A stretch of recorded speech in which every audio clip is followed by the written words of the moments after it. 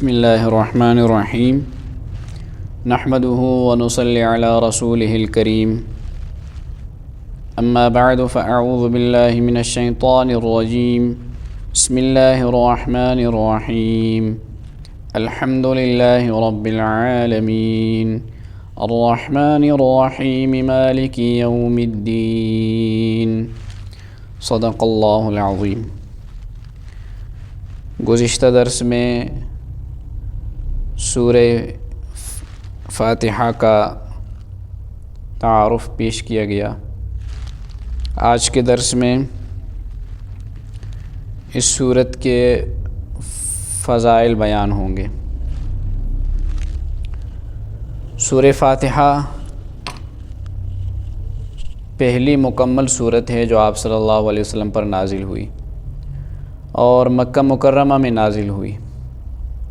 مختلف روایتوں میں اس سورت کے مکہ میں نازل ہونے کا ذکر آیا ہے۔ اس کی سب سے بڑی دلیل یہ ہے کہ سورہ حجر میں سبع مثانی کے نام سے سورہ فاتحہ عطا کیے جانے کا ذکر موجود ہے۔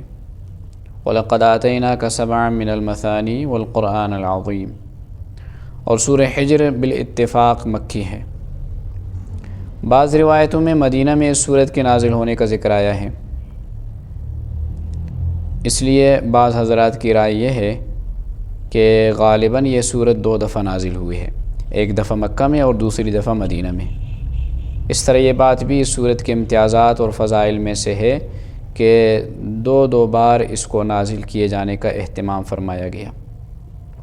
اس بات پر امت کا اجماع ہے کہ اس سورت میں 7 آیات ہیں۔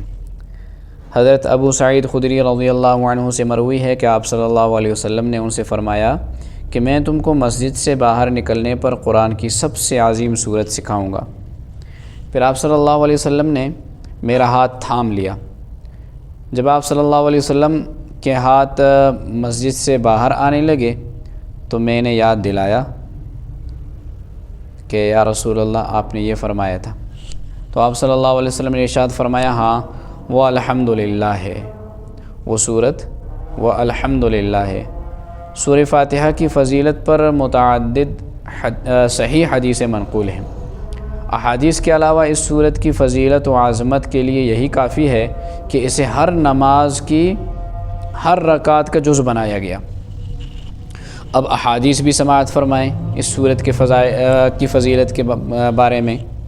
حدیث قدسی میں اللہ تعالیٰ کے ارشاد ہے کہ میں نے سورہ فاتحہ کو اپنے اور اپنے بندے کے درمیان تقسیم کیا ہے۔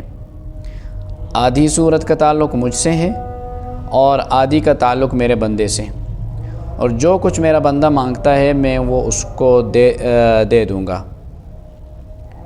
پھر فرمایا جب بندہ کہتا ہے الحمدللہ رب العالمین تو اللہ تعالیٰ فرماتا ہے کہ میرے بندے نے میری تعریف کی، اور جب وہ کہتا ہے کہ الرحمن الرحیم تو اللہ تعالیٰ فرماتا ہے کہ میرے بندے نے پھر میری تعریف و ثنا بیان کی، اور جب بندہ کہتا ہے مالک یوم الدین تو اللہ تعالیٰ فرماتا ہے میرے بندے نے میری بزرگی بیان کی ہے، اور جب بندہ کہتا ہے ایاک نعبد و ایاک نستعین تو اللہ تعالیٰ فرماتے ہیں یہ آیت میرے اور میرے بندے کے درمیان مشترک ہے، میرے بندے کو وہ چیز مل گئی جو اس نے مانگی۔ پھر جب بندہ کہتا ہے اہدنا الصراط المستقیم صراط الذین انعمت علیہم غیر المغضوب علیہم ولا الضالین تو اللہ تعالیٰ فرماتے ہیں کہ یہ سب میرے بندے کے لیے ہے اور اس کو وہ چیز مل گئی جو اس نے مانگی۔ سبحان اللہ، بہت بڑی فضیلت ہے۔ اسی لیے علماء کرام فرماتے ہیں کہ سورہ فاتحہ کی تلاوت اس انداز سے کرنا بہتر ہے کہ ہر آیت پر آدمی ٹھہر جائے، وقف کرے، تاکہ اللہ تعالیٰ کے ساتھ ایک قسم کی ہم کلامی ہو کہ اللہ جو جواب دیتے ہیں تھوڑی دیر یہ تصور کرے کہ اللہ نے جواب دے دیا اور پھر دوسری آیت کی تلاوت کرے۔ آپ علیہ السلام کا ارشاد ہے کہ سورہ فاتحہ موت کے علاوہ ہر بیماری کے لیے شفا ہے۔ یہ بھی اس سورت کی ایک اہم فضیلت ہے کہ اسی جو ہے فضیلت کی بنا پر اس سورت کو سورۃ الشفا بھی کہا جاتا ہے۔ سورہ فاتحہ موت کے علاوہ ہر بیماری کے لیے شفا ہے، حدیث پاک میں آتا ہے۔ اور ایک فضیلت اس سورت کی یہ بھی آئی ہے کہ آپ علیہ السلام نے فرمایا کہ سورہ فاتحہ 2/3 قرآن کے برابر ہے، 2/3 قرآن کے برابر ہے، یعنی 3 بار اس جو ہے سورت کی تلاوت کرنے سے پورے قرآن کے ختم کا ثواب مل جاتا ہے، ختم قرآن کا ثواب مل جاتا ہے۔ اور اس سورت کی ایک فضیلت احادیث میں یہ بھی آئی ہے کہ ایک دن جبریل علیہ السلام نبی علیہ السلام کی خدمت میں حاضر تھے کہ اچانک آسمان سے ایک آواز سنائی دی، دھماکہ جیسی آواز۔ حضرت جبریل علیہ السلام نے اوپر نظر اٹھا کر دیکھا اور فرمایا کہ آج آسمان کا ایک ایسا دروازہ کھلا ہے جو اس سے پہلے کبھی نہیں کھلا۔ اس دروازے سے ایک فرشتہ اترا اور عرض کیا، یا رسول اللہ، میں آپ کو مبارکباد دینے کے لیے حاضر ہوا ہوں۔ آپ کو 2 ایسے نور دیے گئے ہیں جو اس سے پہلے کسی نبی کو نہیں دیے گئے، ایک سورہ فاتحہ، دوسرے سورہ بقرہ کی آخری آیت ہے۔ آپ ان کو پڑھیں گے تو ان میں جو دعائیں ہیں وہ قبول ہوں گی۔ اس فضیلت سے معلوم ہوا کہ اس سورت کو لے کر جبریل علیہ السلام نہیں اترے تھے، جو عموماً وہی جو ہے لانے والے فرشتے تھے۔ یہ سورت گویا کہ کسی اور فرشتے کے ذریعے سے اتاری گئی، نازل کی گئی۔ سورہ فاتحہ کے کچھ خصوصیات گزشتہ درس میں بھی بیان ہوئے، اور ایک خصوصیت اس سورت کی یہ ہے کہ یہ سورت ایک حیثیت سے پورے قرآن کا متن، قرآن کی شرح ہے، اور یہ 2 اعتبار سے ہیں۔ ایک اس وجہ سے کہ اس میں صراط مستقیم کی ہدایت کی درخواست ہے، اہدنا الصراط المستقیم، اور صراط مستقیم کی شرح سارا قرآن ہے، یعنی سارا قرآن اس درخواست کا جواب ہے کہ صراط مستقیم، یہ لو قرآن پڑھو، صراط مستقیم مل جائے گا۔ دوسرے اس وجہ سے یہ قرآن کا متن اور سارا قرآن اس کی شرح ہے کہ پورے قرآن کے مقاصد ایمان اور عمل صالح میں دائر ہیں۔ ان دونوں چیزوں کے بنیادی اصول اس صورت میں بیان کیے گئے ہیں۔ الحمدللہ، تمام تعریفیں اللہ کی ہیں، تمام تعریفیں اللہ کی ہیں۔ اس کائنات میں جس کسی چیز کی تعریف کی جائے وہ بالآخر اللہ تعالیٰ ہی کی تعریف ہے، کیونکہ وہ چیز اسی کی بنائی ہوئی ہے۔ یہاں ایک طالب علمانہ سوال پیدا ہو سکتا ہے کہ الحمدللہ، اس جملے میں دعویٰ تو یہ کیا گیا ہے کہ تمام تعریفیں اللہ کی ہیں، یعنی اللہ تبارک و تعالیٰ کا ہر کام قابل تعریف ہے۔ لیکن کبھی کبھی انسان کے دل میں یہ خیال پیدا ہوتا ہے کہ کائنات میں بہت سے واقعات ہمیں ایسے نظر آتے ہیں جو دیکھنے میں اچھے نہیں لگتے، جن کی تعریف نہیں کی جا سکتی بظاہر، جن کو دیکھ کر صدمہ ہوتا ہے، جن کو دیکھ کر تکلیف ہوتی ہے۔ مثال کے طور پر کسی انسان کے ساتھ ظلم ہو رہا ہے، کسی کے ساتھ زیادتی ہو رہی ہے، کسی کو ناحق قتل کیا جا رہا ہے، کسی کے اوپر ڈاکے ڈالے جا رہے ہیں۔ یہ سارے کام بھی تو اسی کائنات میں ہو رہے ہیں، اور ان میں سے کوئی کام ایسا نہیں ہے، ان میں سے کوئی ایک کام ایسا نہیں ہے جس کی تعریف کی جائے کہ یہ صحیح ہو رہا ہے، یہ کام ٹھیک ہو رہا ہے۔ تو پھر یہ کہنا کہ اللہ کے سارے کام قابل تعریف ہیں، یہ کیسے درست ہوا؟ در حقیقت رب العالمین میں اس سوال کا جواب ہے کہ تم جب کسی واقعے سے رنجیدہ ہوتے ہو، تمہیں تکلیف ہوتی ہے، تو تم اپنی چھوٹی سی عقل کے دائرے میں رہ کر سوچتے ہو، لیکن وہ اللہ تعالیٰ جو پوری کائنات کا خالق ہے، جو ساری کائنات کا نظام چلا رہا ہے، جو ساری کائنات کو پال پوس رہا ہے، اس کی نگاہ میں ہے کہ کس وقت کون سا کام اس کائنات کی مصلحت کے مطابق ہے اور کون سا کام اس کی مصلحت کے مطابق نہیں۔ اور کبھی کبھی اللہ تبارک و تعالیٰ اپنی کائنات کی چھپی ہوئی مصلحتوں کو کسی اللہ والے بندے پر ظاہر بھی کر دیتے ہیں۔ چنانچہ حضرت امام رازی نے، جن کی تفسیر کبیر مشہور ہے، ان کی تفسیر ہے، انہوں نے اسی آیت کی تفسیر میں ایک بزرگ کا واقعہ لکھا ہے کہ ایک بزرگ تھے جو ایک مرتبہ دریائے دجلہ جو بغداد کا دریا ہے اس کے کنارے جا رہے تھے۔ جاتے جاتے دیکھا کہ آگے ایک بڑا سا بچھو جا رہا ہے۔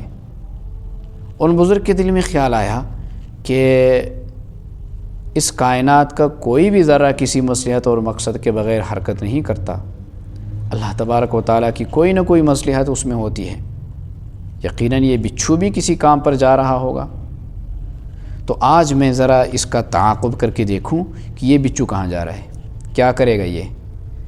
دل میں یہ خیال آیا، پھر وہ اس بچھو کے پیچھے چل پڑے، آگے آگے بچھو اور پیچھے پیچھے یہ بزرگ بھی چلتے رہے اور وہ بچھو بھی چلتا رہا، یہاں تک کہ ایک جگہ پہنچ کر بچھو نے اپنا رخ موڑا اور دریا کے کنارے پر جا کر کھڑا ہو گیا۔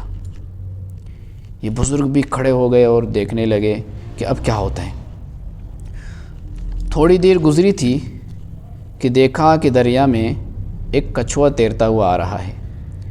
وہ کچھوا تیرتا ہوا آیا اور ٹھیک اس جگہ جہاں بچھو کھڑا ہوا تھا کنارے سے لگ گیا۔ اب یہ بچھو چھلانگ لگا کر کچھوے کی پشت پر سوار ہو گیا۔ فرماتے ہیں کہ میں نے سوچا کہ اللہ تعالیٰ نے بچھو کو دریا پار کرانے کے لیے کشتی بھی بھیج دی۔ اس کے بعد کچھوے نے پانی پر تیرنا شروع کر دیا۔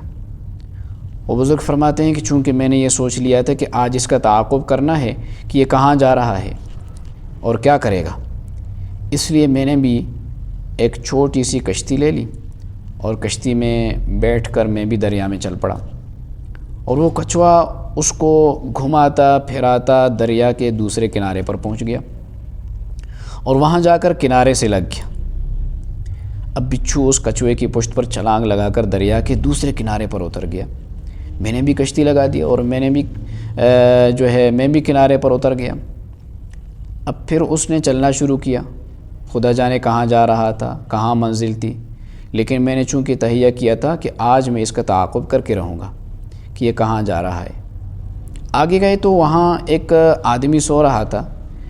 میں نے سوچا کہ شاید بچھو اس آدمی کو جا کر کاٹے گا اور شاید اسی لیے سارا سفر طے کر کے آیا ہے۔ چنانچہ میں بھی پیچھے پیچھے چلتا رہا، یہاں تک کہ جب میں اس سوئے ہوئے آدمی کے قریب پہنچا تو میں نے دیکھا کہ ایک سانپ اپنا پھن اٹھا کر اس سوئے ہوئے آدمی کو ڈسنا چاہتا ہے۔ اس نے اپنا پھن اٹھایا ہوا ہے اور قریب تک کہ اس کو ڈس لے۔ اچانک یہ بچھو پہنچا اور اچھل کر اس سانپ کے اوپر سوار ہو گیا، اس پر حملہ کیا اور سانپ کو اس زور سے ڈسا کہ سانپ تیور کھا کر نیچے گر گیا، اور وہ سوتا ہوا آدمی سو رہا تھا اور اس کو کچھ پتہ نہیں کہ کیا ہو رہا ہے۔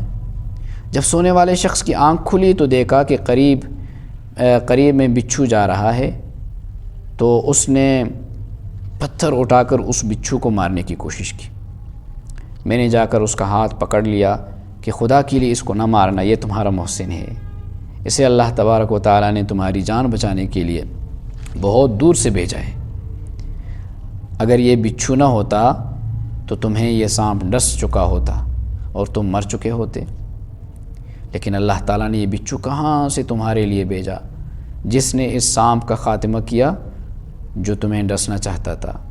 فرماتے ہیں بس یہی آ کر میری سمجھ میں آ گیا کہ اللہ تبارک و تعالیٰ کی اس کائنات میں کوئی نہ کوئی حرکت کسی نہ کسی مصلحت سے خالی نہیں، یہ تو ہے رب العالمین۔ جیسا اقبال مرحوم نے کہا، نہیں ہے چیز نکمی کوئی زمانے میں، کوئی برا نہیں قدرت کے کارخانے میں، جو کچھ بھی ہو رہا ہے وہ اللہ تعالیٰ کی حکمت و مصلحت کے عین مطابق ہو رہا ہے۔ اس کائنات کے نظام کا تقاضا یہی ہے، اس کائنات کی مصلحت کا تقاضا یہی ہے۔ ہاں تم چونکہ معمولی سی عقل لیے بیٹھے ہو، چنانچہ چھوٹا سا علم لیے بیٹھے ہو، کائنات کی مصلحتوں کا تمہیں علم نہیں ہے۔ الحمدللہ رب العالمین۔ تمام تعریفیں اللہ کے لیے ہیں۔ الحمدللہ رب العالمین کا کلمہ، جو تمام تعریفیں اللہ کے لیے ہیں، جو رب ہے سارے جہانوں کا، یہ دلیل ہے اس بات کی کہ اس کائنات میں جو کچھ ہو رہا ہے وہ برحق ہو رہا ہے، اللہ تعالیٰ کی مشیت، مصلحت اور حکمت کے مطابق ہو رہا ہے۔ اس پر ایمان لانا ایک مومن کا کام ہے، چاہے اس کا دل سلگ رہا ہو، دل میں صدمہ ہو رہا ہو، لیکن اللہ کے فیصلے پر راضی رہیں کہ اللہ تعالیٰ نے جو کچھ کیا وہ برحق ہے۔ اللہ تعالیٰ ہم سب کو اس حقیقت کے ادراک کی توفیق عطا فرمائے اور ہمیں ایمان پر ثابت قدم رکھے۔ وآخر دعوانا ان الحمدللہ رب العالمین۔